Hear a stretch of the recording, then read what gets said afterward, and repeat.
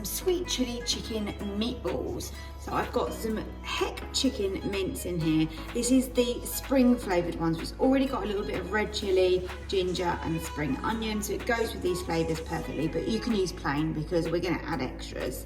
And then in here I have got some breadcrumbs, which I am just using these free from because they're gluten, wheat and milk free.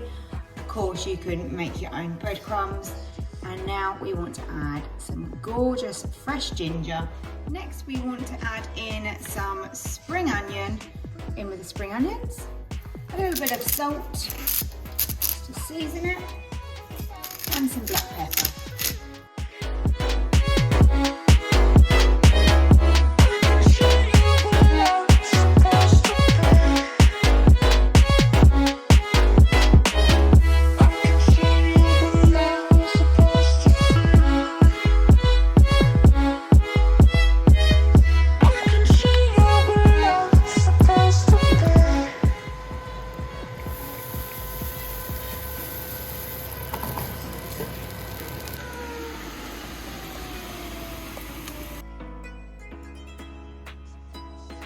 These are my sweet chili chicken meatballs, and I've served those with some noodles and some stir-fry vegetables.